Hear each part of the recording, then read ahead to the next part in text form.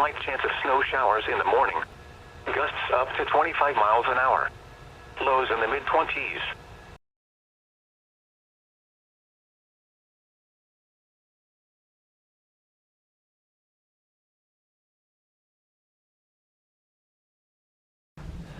I got down to the 20s last night. Everything's covered with frost. Solar panels, clam shelter. Luckily, I have heat.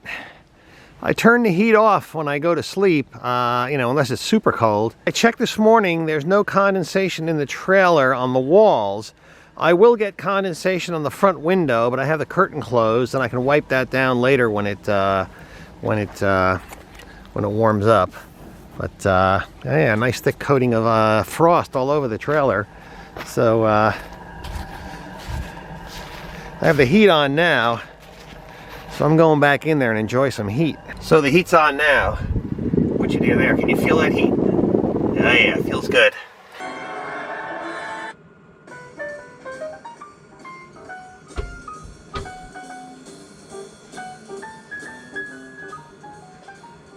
It's Monday. The whole park where I'm staying here is totally empty.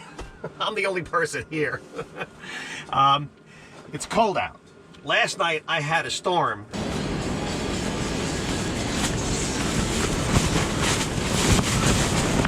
Wow. But tonight it's cold, and we're supposed to get a little snow in the morning. So I'm getting the full teardrop experience here. Now, it's heated in here.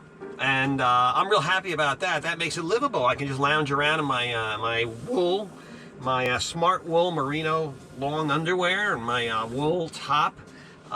It's really comfortable. It's really good and warm. They got these thumb holes here, keep your hands warm.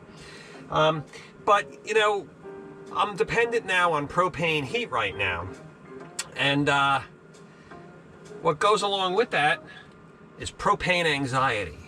You're always worried you're going to run out of propane, right? Now, I've had different methods of checking propane. You can weigh the tank. You can pour hot water on it, and you can feel around. You know, you have the thing running, and it'll be a little temperature differential between the top and the bottom. But that doesn't work too well in this kind of weather. It's too cold. It's in the 20s outside. So I ended up buying a little magnetic sensor, and you stick it to the bottom of the tank. And it does a sonar ping, and it tells you how much propane is in that. And that removes all the propane anxiety. I'm pretty cozy here in the trailer, and I'm in my sleeping bag. And I've got the heat running. Yeah, a little heat port here. There's hot air coming out of here. I want to know how much propane I've got. All I do is start this app up, and a transmitter under the tank transmits to me how much propane I've got, and it's telling me that I have 4.6 inches of propane left. So that's good. I don't feel nervous. If I had like a half-inch left, I'd be nervous. So if you have propane anxiety and you want to know how much propane you've got, this is a way to do it right from where I'm in my sleeping bag here. When I'm lounging around in the clam shelter, or like if I have to give myself a washcloth bath, it's a wash day, and by that I mean it's time for me to wash. Take a little washcloth bath here. In order to make it more comfortable, I used a propane heater. It puts out about 9,000 BTUs, and at this temperature is heating up the clam shelter really nicely. Of course, what's critical to me is how much propane is left in here. And I can't use my electronic sensor on the bottom because it's a curved bottom. It curves upwards, this surface. And the adapter that I have for the propane monitor that I have doesn't work on that. If it was, I'll call that concave. If it was convex and bowing out, then the propane monitor would work. A pound of propane has about 20,000 BTUs of energy. 5 pounds times 20,000, that's 100,000 BTUs in this tank. Now this heater, it has 3 settings, low, medium, and high. Low is 9,000 BTUs an hour. So I'm going to round that up to 10 for simplicity. And if I have 100,000 BTUs in the tank, 10,000 BTUs an hour, that means I'll get 10 hours out of this tank on the low setting. The next setting up is 13,000 BTUs that the heater consumes, 15,000 BTUs. So with that, you can kind of get a rule of thumb idea of how much propane life you're going to get out of the tank.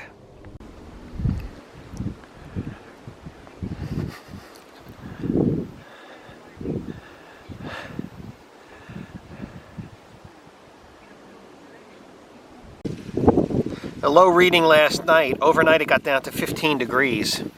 I was nice and warm in the trailer. I turned on the propane heat, the Propex propane heater at 5 p.m. and it ran until 8 a.m. That's 15 hours. This tank holds 6 inches of propane, and overnight I used a ½ inch. And that's been true on this trip. I've been out here about a week, and every night I use about a ½ inch of propane. So I don't run it during the daytime.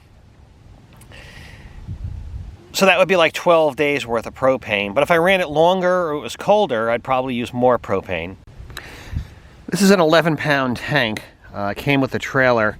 Now, I measured it, and when the remote sensor I had said I had 6 inches of propane when I filled the tank up, that would be to about here, which is about right. They say they fill these tanks 80%, so that makes sense. The dining al fresco here. It's just wonderful to eat outside. Sorry, talking with my mouth full. What a gavone. After sleeping out in a cold night in my trailer, or backpacking, whatever, I want to dry out my sleeping bag. I'm using a Goose Down sleeping bag. It's good for 20 below zero. Goose Down, you got to keep it dry. It's a Gore-Tex bag. It's really well made.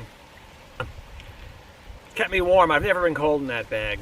As you sleep, your body will give off about a pint of water a night, and it goes right into the bag. You need to turn that bag inside out in the morning, put it out in the sun, air it out, keep it dry, fluff it up, let it air some more, and then you can pack it. That's a good practice, especially when you're out for multiple days. I'll be out between 8 and 10 days this trip, and I plan on drying it. Now tomorrow's going to be a really rainy day, terrible day, cold and wet, and I will open the sleeping bag and I'll leave it out in the trailer, letting it dry. I may even turn on the fan, get some ventilation in there just to let it dry. So it's a good practice to do that. I read a book by Will Steger. It was a dog sled trip, I think, to the North Pole, and they were using sponsored products. DuPont. They had some DuPont fiberfill sleeping bags, and they were unable to dry them. And fiberfill is supposed to keep you warm even when it's wet. It maintains its loft, but what happened is they got ice in them from the body day after day, packing up, getting in the dog sled and going. They couldn't dry them out adequately, and the sleeping bags got pretty icy. The zippers failed. They had all kinds of problems, but it's always good to read about other people's misery so you can avoid it if you can. But so air out your sleeping bag and you'll be nice and toasty warm. The inside of my sleeping bag, this is a cold weather sleeping bag. I have a video on that. This one's not my warmest. This is good for 20 below. I have another one that's good for 50 below. This bag is red on the outside, but the inside is black. You turn it inside out and it helps absorb the sun, that black color, the nylon on the inside.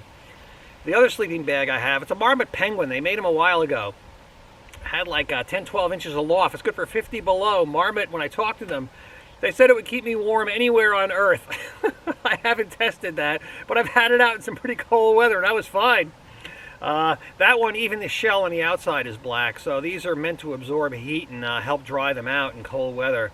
So you may want to keep that in mind when you look. I don't think it's a deal breaker, but you may want to look for features like that. I go into these features in detail on another video I have. I'll put that in the links. Just air out your bag and you'll be comfortable. I'm getting the full treatment this trip. This redefines fun.